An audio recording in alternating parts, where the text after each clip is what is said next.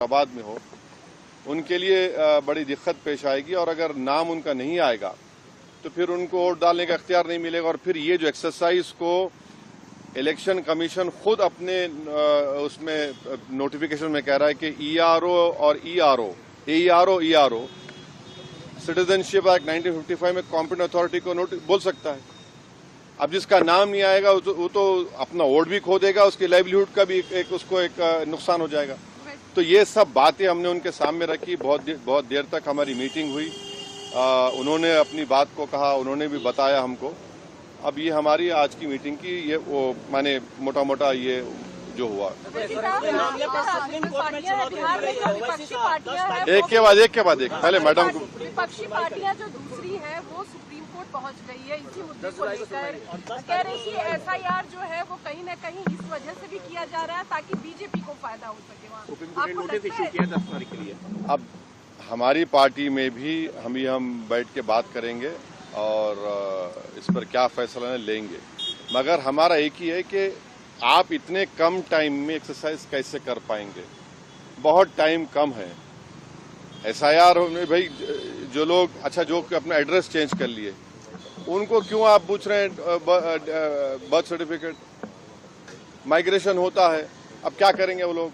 मैं हैदराबाद में बैठा हूँ, तेलंगाना के मुख्तलिफ गाँव से हर मेरे ऑफिस को कभी 10 लोग कभी 20 लोग बिहार के आते हैं कि हम यहाँ पर लेबर हैं, बताओ हम क्या करना चाहिए। अब उनके पास पैसे भी नहीं है वापस जाने बिहार को। परेशानी वो होगी क्योंकि लॉ तो बोल रहा है कि उनको रहना पड़ेगा वहां पर। वो गए इसलिए कि बिहार में कुछ है ही नहीं, कोई सरकार ने उनका रोजगार का इंतजाम किया ही नहीं, तो मजबूरी उनकी है, बाहर बैठे हैं। तो ये सब प्रॉब्लम्स हमने ईसीआई के सामने रख के हमने कहा इसका तो आप सोल्यूशन निकालिए। चुनाव आयोग ने क्या भरोसा दिया आपको? काफी अब चुनाव आयोग खुद बोलेगा, मैं क्यों बोलूंगा चुनाव आयोग की तरफ से? क्योंकि वो तो अंदर से आप आश्वस्त नहीं आश्वस्त सवाल नहीं। देखिए हमने ये सब जो बातें आपके सामने रखी हैं, जो पॉइंट्स हमने सामने रखी हैं, उनके सामने जाके बोला हमने कि ये प्रैक्टिकल डिफिकल्टीज हैं।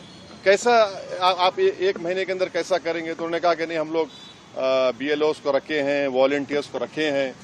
तो ये से है कि जल्दबाजी में अगर 15-20% लोगों के नाम भी मिस हो गए और फिर आप देखिए मिस जब हो जाएंगे तो उसका सिटीजनशिप के मामला हो जाएगा। ये तो आप वही तो आसाम का डिओटर हो जाएगा फिर।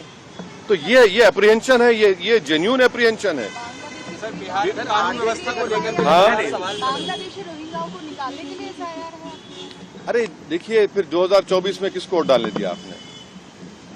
24 में आपने वोट दिया, मैंने वोट डाला बिहार में। हमारा देखिए एक सिनारियो विजुअलाइज करिए आप लोग। अगर कोई लोकसभा के चुनाव में 20,000 वोट से हार गया कोई, और अभी एसआईआर के बाद उसी के पार्लियामेंट सांसद में 20,000 कम हो गए, तो फिर वो क्या करेगा बेचारा? उसको राइट मिलना चाहिए। तो राइट तो रिकॉल तो हमारे पास नहीं है। तो इसीलिए हम कह रहे हैं हम एसआईआर के खिलाफ नहीं है, आप टाइम दीजिए ना। विपक्ष ताज़ा तरीन वीडियोस के लिए आप हमारे चैनल को सब्सक्राइब करें और देखते रहें पैगाम टीवी। पैगाम टीवी, आवाज आपकी।